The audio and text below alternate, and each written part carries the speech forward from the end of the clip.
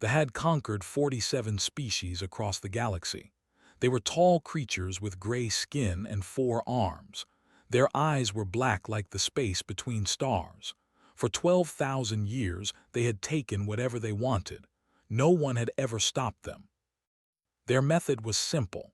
They would find a young civilization that had not yet learned to travel between stars. They would appear in the sky with their great warships. They would make demands.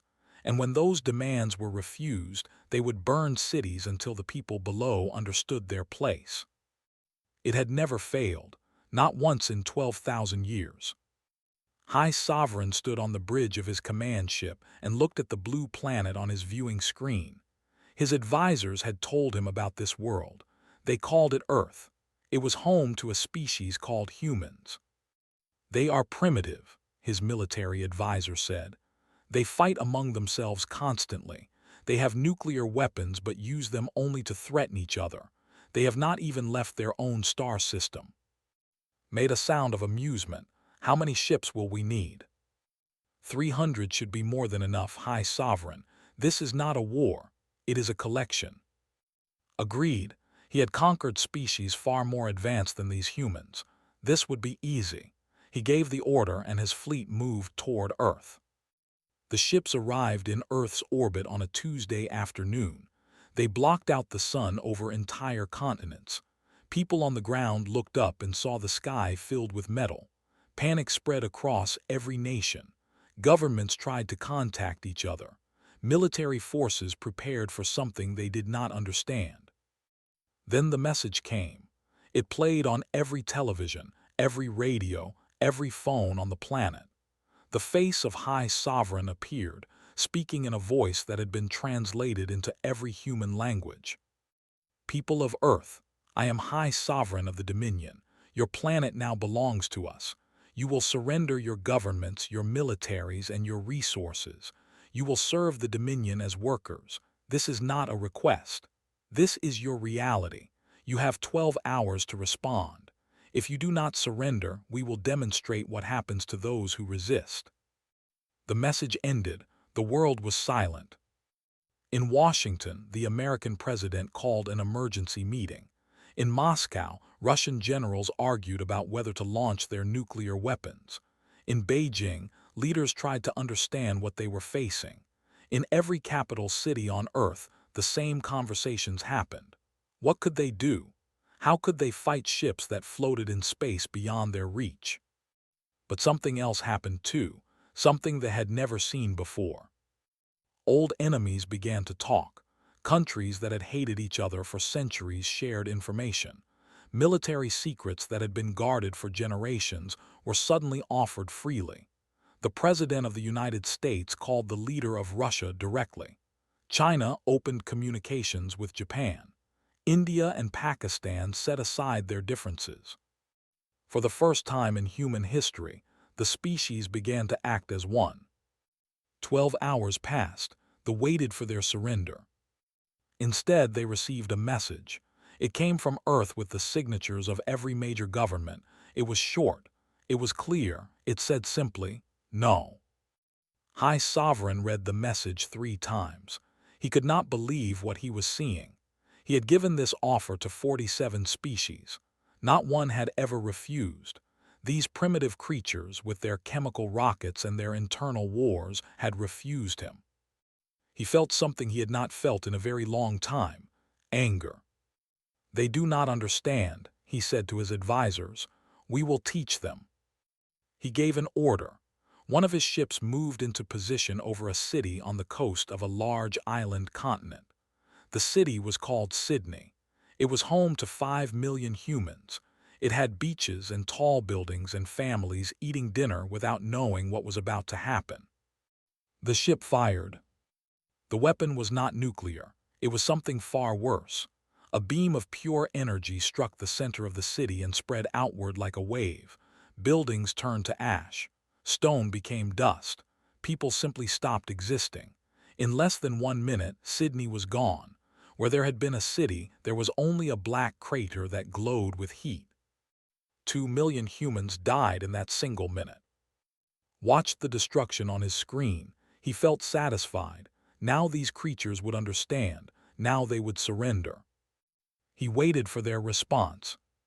It came, but it was not what he expected. There was no message of surrender. There was no begging for mercy. There was no crying or pleading. There was silence. For 3 days, Earth was quiet. They watched and waited. They saw humans gathering in cities around the world. They saw military forces moving. They saw factories that had been closed suddenly open again. They saw something happening, but they did not understand what it was. On the 3rd day, a message came from Earth. It was not from any single government. It was signed by something called the United Earth Council. It seemed that in 3 days, humanity had formed a single government for the first time in its history. The message was longer than the first one. It was calm. It was cold. It was terrifying. High Sovereign, you have killed 2 million of our people. You have destroyed one of our cities. You believe this will make us surrender. You are wrong. You have made a mistake that your species will remember for the rest of its existence. We do not surrender. We do not forget. We do not forgive. You wanted a war. You have won. Enjoy your time in our sky. It will not last long. Read the message and laughed. What could these creatures do? They could not reach his ships. They had no technology that could threaten him. They were just animals making noise. He gave orders to begin the ground invasion. He would take their planet piece by piece. He would break them slowly. He would teach them the price of defiance. He did not understand what he had awakened. He did not know that humans were different from every species he had conquered before. He did not know that somewhere in their past, humans had learned a terrible truth. They could endure anything if they were angry enough. And now, for the first time in their history, all 8 billion of them were angry at the same thing. They had made their mistake. They just did not know it yet. They fell from the sky like metal rain. They landed in fields and cities across every continent. Each ship carried 100 soldiers. Each soldier was 8 feet tall, covered in armor, and carried weapons that could turn a human into ash with a single shot. Commander Al led the invasion of the European continent. He had conquered 12 planets before this one. He expected the same thing he always saw: crying civilians, scattered resistance, quick surrender. He expected to be done in a few weeks. He was very, very wrong. The first sign of trouble came on the 3rd day of the invasion. A patrol of 20 soldiers walked into a small town in France. The streets were empty. The buildings were quiet. The soldiers moved carefully, checking each house. They found nothing. No humans, no weapons, just empty rooms and silence. Then the ground exploded. The humans had buried bombs under the streets. They had waited until they were in exactly the right position. The explosion killed 15 soldiers instantly. The remaining 5 tried to call for help, but something was blocking their communications. Then the humans came. They came from the sewers. They came from hidden doors in the walls. They came from holes in the ground that they had walked right past. They carried old rifles, hunting knives, farming tools. They should have been easy to kill. But there were so many of them, and they moved so fast, and they did not seem to care if they died. The 5 soldiers were dead in less than 2 minutes. This scene repeated itself across the planet. They had expected to fight armies.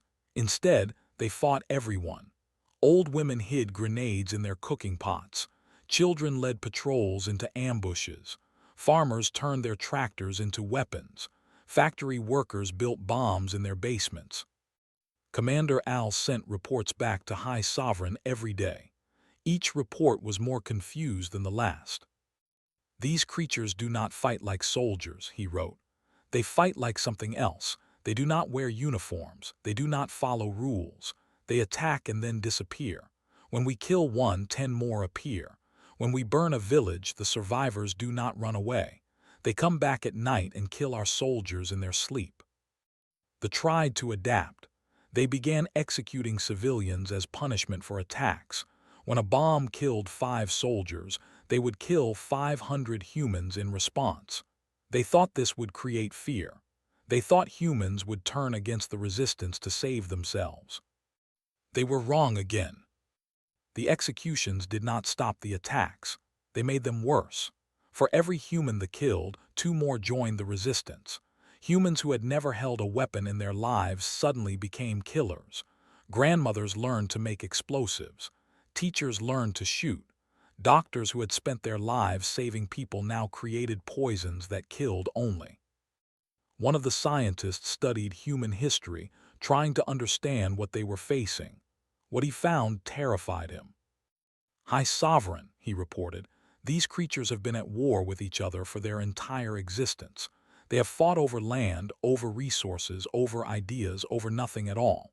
They have invented thousands of ways to kill each other. They have survived ice ages, plagues, and disasters that should have ended their species. They did not become the dominant species of their planet through strength. They became dominant because they never give up. Ever." He showed images from human history. Soldiers in ancient times walking thousands of miles to fight wars. Cities that were bombed flat but rebuilt within years. People who starved rather than surrender. A species that had turned the act of war into an art form. "They call themselves persistence hunters," the scientists said. "In their ancient past, they killed animals not by being faster or stronger, but by chasing them until the animals died of exhaustion.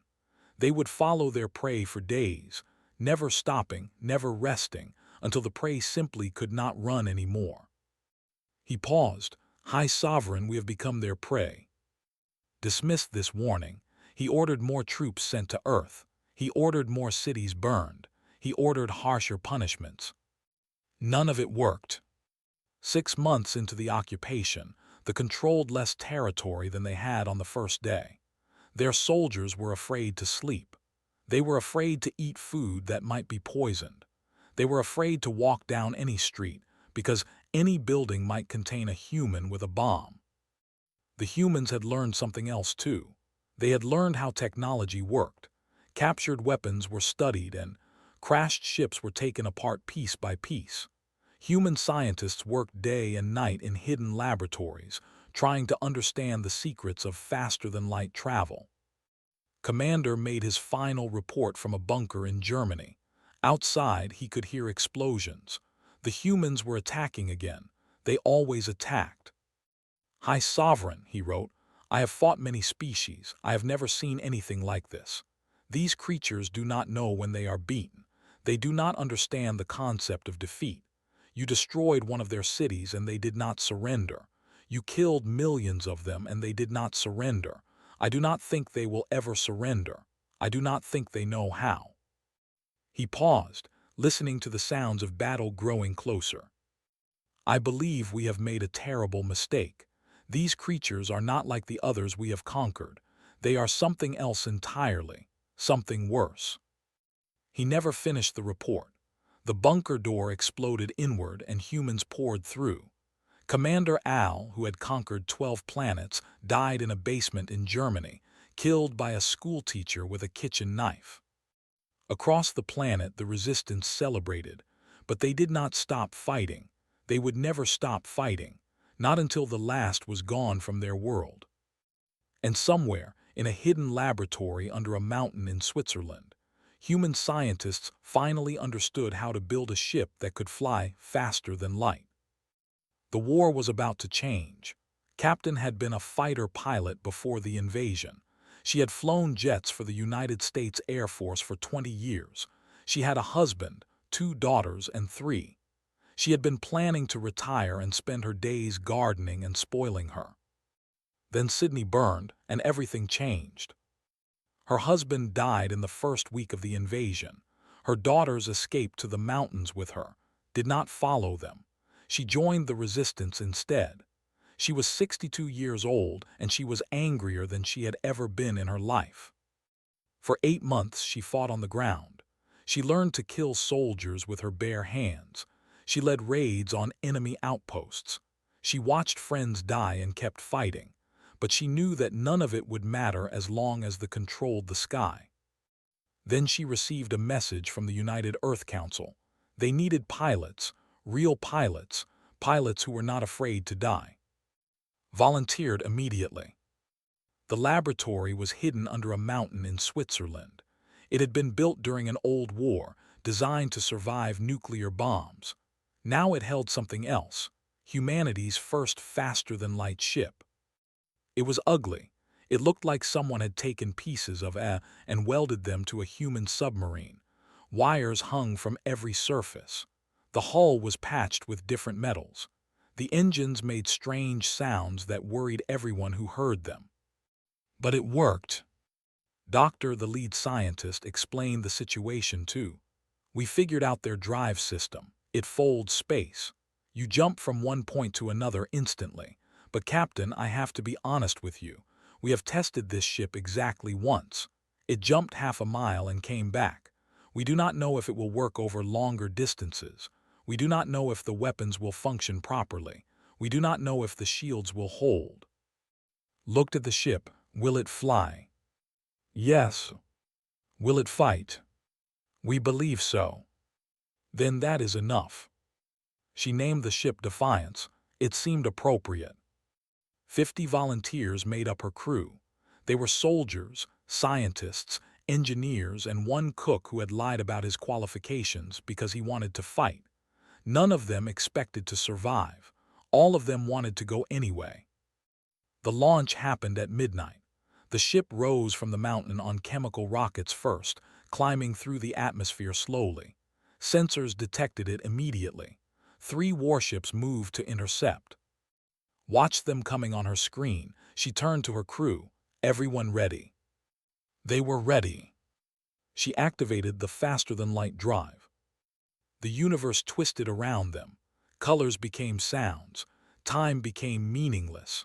For one eternal moment, felt like her body was being pulled apart and put back together. Then everything stopped and they were somewhere else. They had jumped directly into the center of the fleet. High Sovereign was on his command ship when alarms began screaming. His officers shouted in confusion. A human ship had appeared inside their formation. That was impossible. Humans did not have faster-than-light technology. Humans were primitive creatures who still burned dead plants for energy.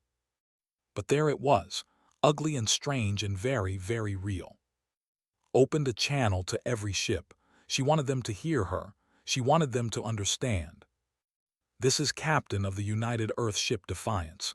You came to our planet. You killed our people. You thought we could not reach you. You were wrong. She paused. You want to meet humanity. Here we are. Then she opened fire. The Defiance was one ship against 300. It should have been destroyed in seconds, but was a fighter pilot with 40 years of experience, and she had been waiting her whole life for a fight like this. She flew her ship like nothing they had ever seen. She dove between their warships, using them as shields against each other. She fired her weapons into their engines, their bridges, their weapon systems. She moved so fast that the targeting computers could not track her. In the first 3 minutes, she destroyed 4 ships. They began to panic. Their formations broke as ships tried to avoid each other. Their communications filled with screaming.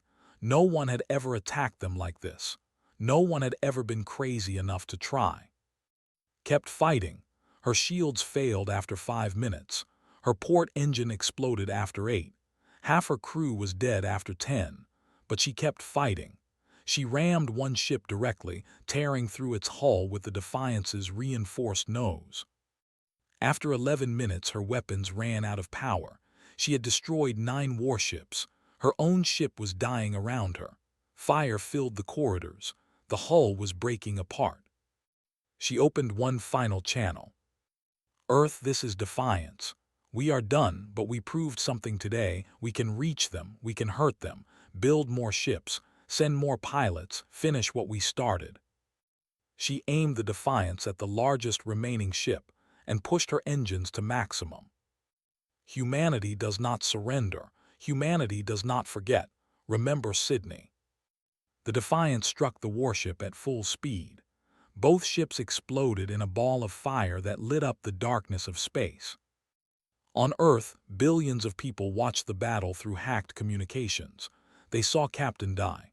They saw her take 9 enemy ships with her. They saw proof that humanity could fight back. For the first time since the invasion, people did not just feel angry. They felt hope. Factories that had been building guns began building ships. Scientists who had been studying technology began teaching others. Pilots who had never flown in space began training. Had shown them the way, now they would follow it. They had thought the war was almost over. They thought humanity was beaten. They were wrong. The war was just beginning. 1 year after Captain died, humanity had 112 ships. 2 years after, they had over 500. The ships were still ugly. They were still strange. But they were faster, stronger, and more deadly than anything they had ever faced. Admiral Way commanded the human fleet from his flagship, the UES Sydney. He had chosen that name on purpose. He wanted every human who served to remember why they were fighting. He wanted every who saw that name to feel fear. Way was 70 years old. He had been a naval commander before the invasion. He had lost his entire family in the first week of the war. His wife, his children, all of them were gone. He had nothing left except his anger and his desire for revenge. The Galactic Assembly had finally noticed the war. This was a council of older species who thought they controlled the galaxy. They had ignored this conquest for thousands of years, but now something strange was happening. A primitive species was fighting back. A primitive species was winning. They demanded to speak with the human later. Admiral Way agreed to meet them. He stood before their council, a small human in a simple uniform, facing creatures that had ruled the stars for millions of years. "We wish to understand," the assembly speaker said. "They have conquered many species. None have resisted like you. Why do you fight so hard? What do you want?" Way was quiet for a moment, then he spoke. "You ask what we want. That is simple. They came to our world. They demanded our surrender. When we refused, they burned one of our cities. 2 million of our people died in 1 minute. They thought this would make us give up." He paused. "We have a concept on Earth. We call it reciprocity. It means that what you do to others will be done to you. They burned our cities, so we will burn theirs. They killed our children, so we will make sure they never have children again. They wanted a war of destruction. We are simply agreeing to their terms." The assembly was silent. They had never heard a species speak like this. Other conquered peoples begged for help. They asked for mercy. They sought protection. Humans asked for nothing. They simply promised destruction. "You would destroy an entire civilization?" the speaker asked. "They tried to destroy ours," Way replied. "We are just returning the favor." He left the assembly without looking back. He had a war to finish. The human fleet grew larger every month. Factories on Earth worked day and night, building ships, weapons, and supplies. Every human who could fight learned to fight. Every human who could build learned to build. The entire species had become a machine of war. They tried to stop them. They sent more ships to Earth. They blockaded the planet. They tried to destroy the shipyards. But for every ship they destroyed, humans built 2 more. For every factory they bombed, 3 new ones opened underground. And human tactics were different from anything they had faced before. Doctrine was careful and planned. They calculated acceptable losses. They made strategic retreats. They preserved their forces. Human doctrine was simple. Hit hard, hit fast, never stop. Human ships charged directly into enemy formations. Human pilots rammed their ships into vessels when their weapons ran dry. Human soldiers fought to the last person, every single time. They called it madness. Humans called it commitment. 2 years after the invasion began, the human fleet was ready. Admiral Way gathered his commanders and told them their mission. The is called Prime. It has never been attacked in 12,000 years. Tomorrow we are going to change that. No one spoke. Everyone understood. The fleet jumped on the second anniversary of the Sydney attack. Wei had chosen this date on purpose. He wanted them to understand the message. 500 human ships appeared in orbit around Prime. Below them was a beautiful world of blue oceans and green continents. Cities covered the surface. Billions of looked up at their sky and saw human ships blocking out their sun. Now they understood how Earth had felt. High Sovereign broadcast a message to the human fleet. His voice was not as confident as it had been 2 years ago. Humans, you have come to our home, but we can negotiate. We can discuss terms. We can find peace. Admiral Wei's response was broadcast to everyone on the planet. 2 years ago you came to our home. You did not offer negotiation. You did not offer peace. You gave us 12 hours to surrender, and when we refused, you murdered 2 million of our people. You offered us no mercy. We will offer you the same. He paused. You have 12 hours, not to surrender. We will not accept your surrender. You have 12 hours to pray to whatever gods you believe in. Then we will show you what humanity looks like when it is angry. The human fleet waited, exactly 12 hours, not 1 minute more, not 1 minute less. Then they opened fire. The bombardment lasted for 3 days. Human ships targeted military bases, government buildings, and weapons factories. They did not attack civilian areas directly. They were not monsters, but they did not stop until every symbol of power was burning. High Sovereign watched his empire die from his bunker. He had ruled the Dominion for 200 years. He had conquered countless species. He had believed himself invincible. Now his world burned, and he understood his mistake. He had thought humans were weak because they were young and primitive. He had not understood that their youth made them hungry, and their history made them dangerous. He had poked a sleeping predator, and now it was awake. The war for Prime ended on the 3rd day. The military was destroyed. The government had collapsed. The once proud species that had ruled 3 galactic arms was broken. But the humans were not finished. They had made a promise, and they intended to keep it. The war continued for another year. Human ships spread across the former Dominion, liberating the species that had enslaved and destroying any force that resisted. When it was finally over, the Dominion no longer existed. 12,000 years of conquest had ended in 3 years of human vengeance. The galaxy watched in shock. A species that had not even known about faster-than-light travel had destroyed one of the oldest empires in existence. And they had done it with anger, persistence, and an absolute refusal to quit. The war ended not with a ceremony or a treaty. It ended with silence. The Dominion, which had ruled 3 galactic arms for 12,000 years, simply stopped existing. Their fleets were scrap metal floating in space. Their colonies were occupied by the species they had once enslaved. There was a burned ruin left standing as a reminder of what had happened. And High Sovereign was still alive. He had been captured in his bunker during the final assault on Prime.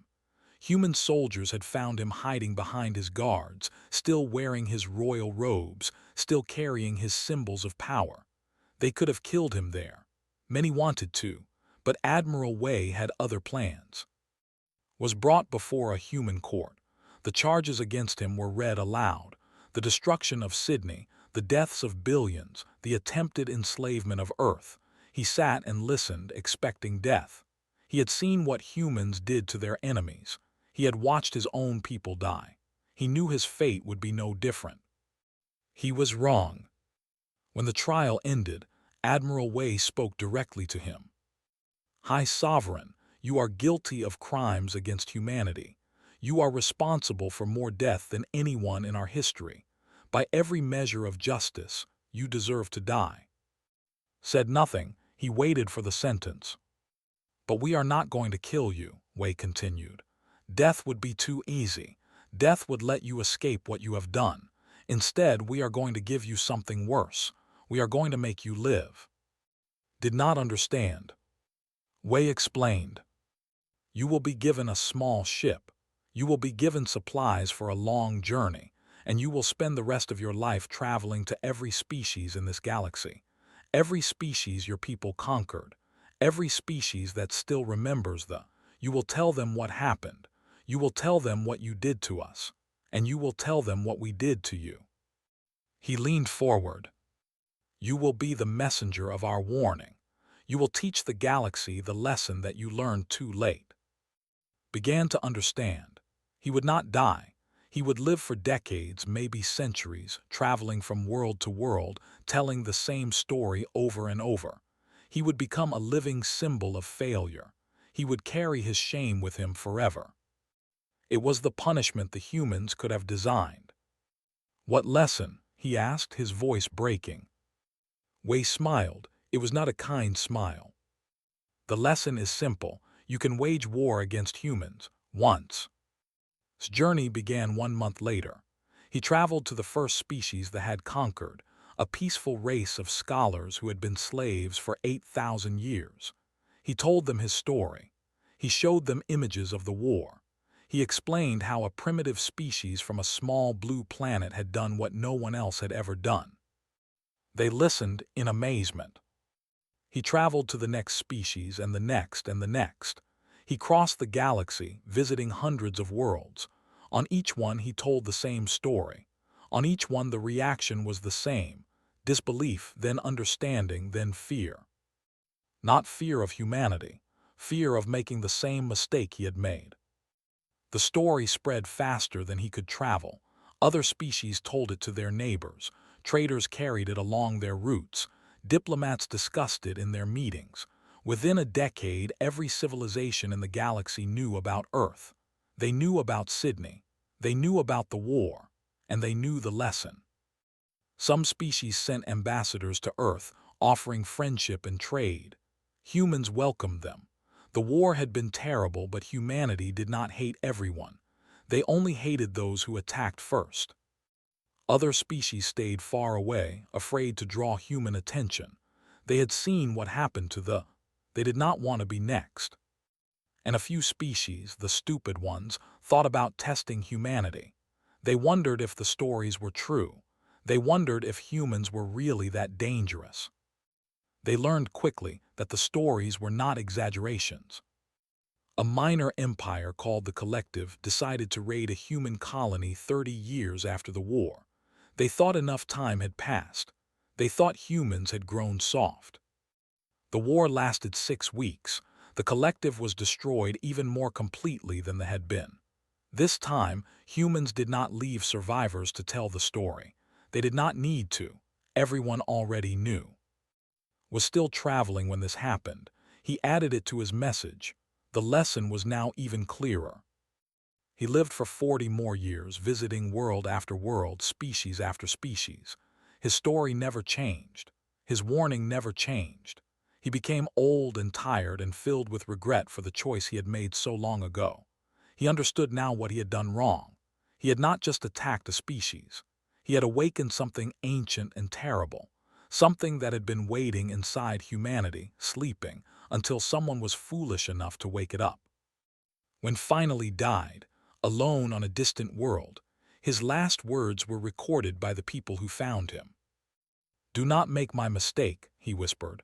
"Do not attack the humans. They do not fight like other species. They do not stop.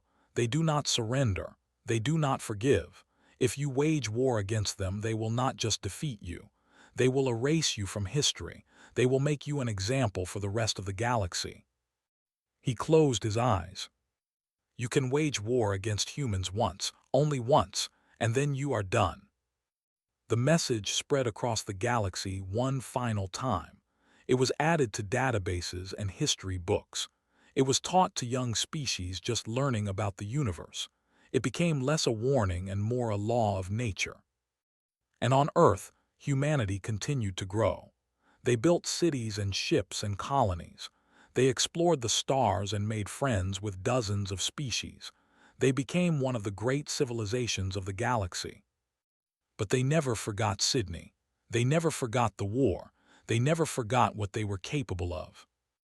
Every year on the anniversary of the attack, they held a memorial. They remembered the 2 million who died. They remembered Captain and the crew of the Defiance. They remembered everyone who fought and died to save their world. And they remembered the lesson they had taught the galaxy. If you come to them in peace, humans will welcome you with open arms. They will share their food, their knowledge, their friendship. They are warm and generous and kind. But if you come to them with war, they will show you something else. They will show you what they learned in the millions of years before they reached the stars. They will show you why they survived ice ages and plagues and disasters. They will show you the fury of a species that never learned how to quit. You can wage war against humans once. Only once. And then never again.